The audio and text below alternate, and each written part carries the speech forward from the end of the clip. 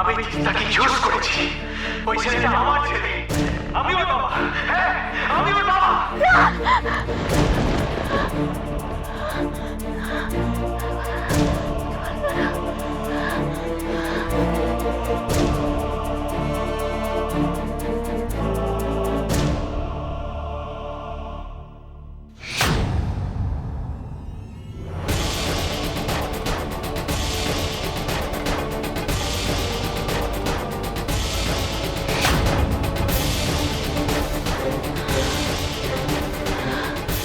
বৌরানী, বৌরানী,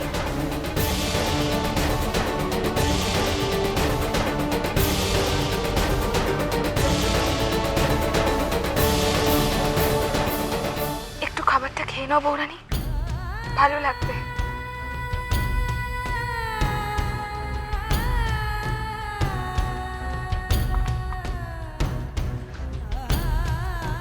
একটু খেয়ে নাও বৌরানী।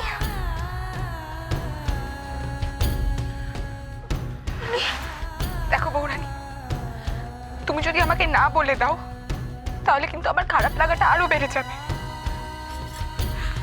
বৌরানী, দাদা ভাই আমাদের ভাই বোনেদের সবার গর্ব ছিল, কিন্তু ও আজ এমন একটা কাজ করলো যাতে আমিও তোমার।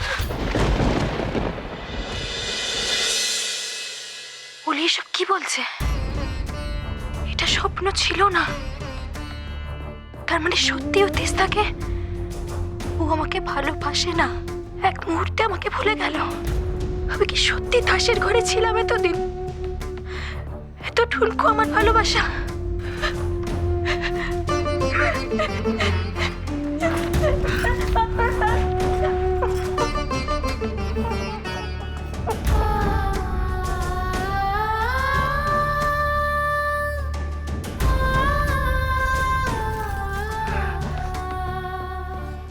ওঠো, ওঠো, একটু খেয়ে নেবে, ওঠো, ওঠো বৌরানী, খেয়ে নেবে, ওঠো, আমার কথাটা শোনো, ওঠো, একটু খেয়ে নাও বৌরানী। কি হচ্ছে এটা? আমি খাবো না।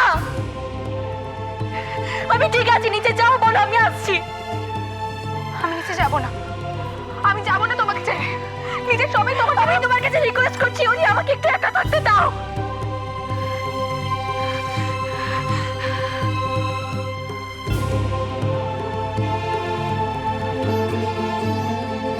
আমি এমন কিছু করবো না ওরই যাতে পরিবারের সম্মান নষ্ট হয়।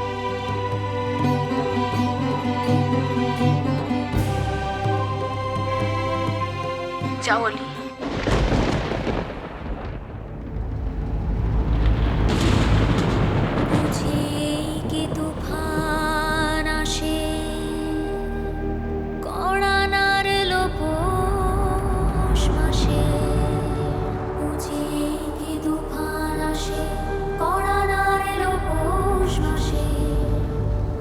সুখের করির বারল রে দাম, ঘর ভেঙে যায় তাসের, বুঝি এই কি তুফান আসে,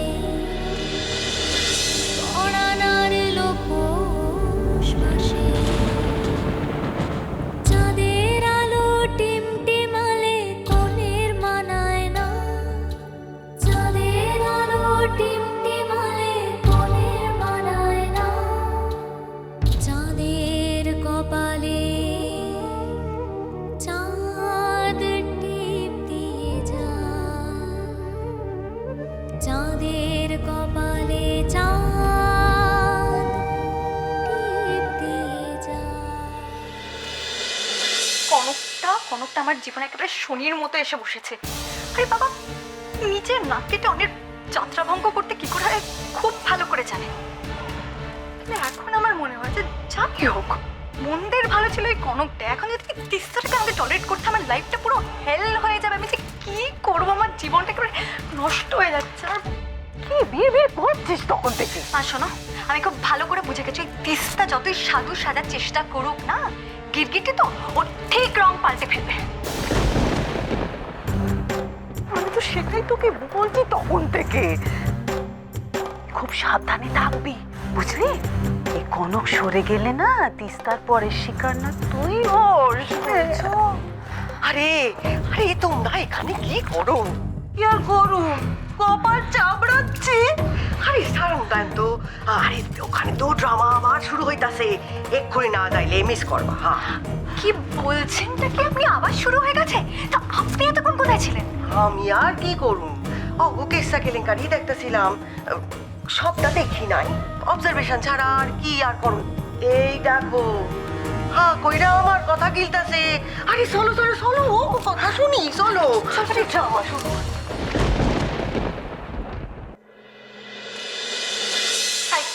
এই কথা হলো বৌরানির সাথে? হ্যাঁ, কি রে বল, কি বললো? বৌরানি ঠিক আছে, টেনশন করো না। ঠিক আছে ঠিক আছে, ওটা সব থেকে অস্বাভাবিক বলো। এটা তো সব থেকে বেশি টেনশন করারই। ওর সাথে যা কিছু হয়েছে এটা অন্য কারোর সাথে হলো তো। বৌরানি নিচে আসছে,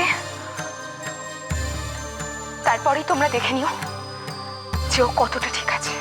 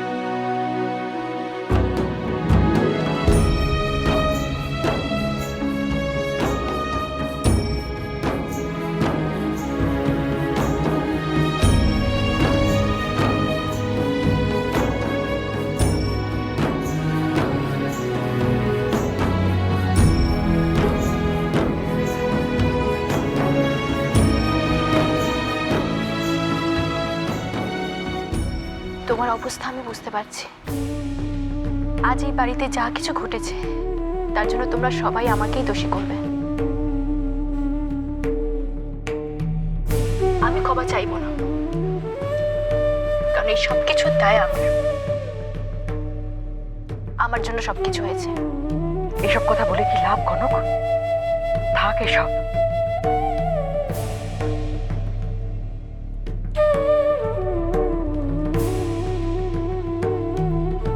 কনক, ব্যাপারটা যখন মিটে গেছে তখন আবার কেন এসব? কি মিটেছে দিদি ভাই?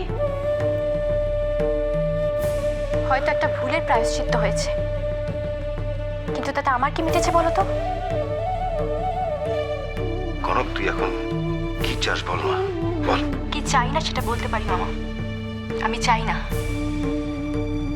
নিজের স্বামীর কলঙ্কের বোঝা বয়ে সারা জীবনে চৌধুরী বাড়ির মিথ্যে বৌরানী হয়ে থাকতে। বৌরানী, বৌরানী, তুমি তুমি চলে যাবে? এতদিন অন্য কারোর প্রাপ্যটা নিজের মনে করেছিলাম ভাই, কিন্তু সেটা তো আসলে না বৌরানী। ঘটনা যাই ঘটুক, সত্যি যেটাই হয়ে থাক, তুমি আমাদের বৌরানী ছিলে, সব সময় থাকবে। সেটা কি আমার জন্য সম্মানের হবে অলি? একবার আমার জায়গা থেকে ভেবে দেখো তো। আমি মনে করি ভগবান যেটা করেছেন সেটা ভালোর জন্যই করেছেন। আহা, ঘটনাটা ঘটাইলা তুমি, আর চাপাইতাছ ভগবানের উপর। এ কেমন কথা হইল? এটা কি ভালো হলো না বলো মাধুবাসী? যে যার প্রাপ্যটা পেল, গুড্ডু ওর বাবাকে ফিরে পেল। তোমরা সবাই শুধু আমার হারানোটাই দেখছো, কিন্তু এতে আমার অনেক কিছু পাওয়া হয়েছে। গুড্ডুকে ওর বাবার কাছে ফিরিয়ে দেওয়ায় যে সুখ আনন্দ, মামা,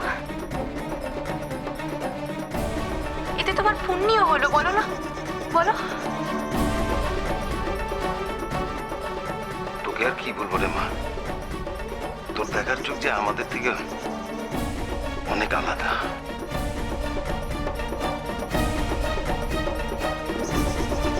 পুরনো জিনিসের প্রতি আমাদের একটা মায়া থাকে, কিন্তু সময়ের সঙ্গে সঙ্গে আমাদের নতুন জিনিসটাও মেনে নিতে হয়। তুমি কি বলছো বৌরানী? তোমার জায়গায় আমরা এই মেয়েটাকে বসাবো? সেটা নিয়ে তার কোনো সংশয় নেই জেঠুমণি। গুড্ডু অন্টুর মা হিসেবে তিস্তাই এখন এই বাড়ির বউরানী। আর ওর যথেষ্ট যোগ্যতাও আছে। বৌরানী যোগ্য বলে মেনে নেওয়ারও তো একটা ব্যাপার আছে। সেটা নিশ্চয়ই তিস্তা একদিন প্রমাণ করবে রাঙামা। আমি তো কোনোদিন এই বাড়ির বউরানী হওয়ার যোগ্যই ছিলাম না। যেটুকু যোগ্য হতে পেরেছি সেটা তোমাদের সবার ভালোবাসায়, তোমাদের সবার চেষ্টায়। ভালোবাসাটা এখনো আছে।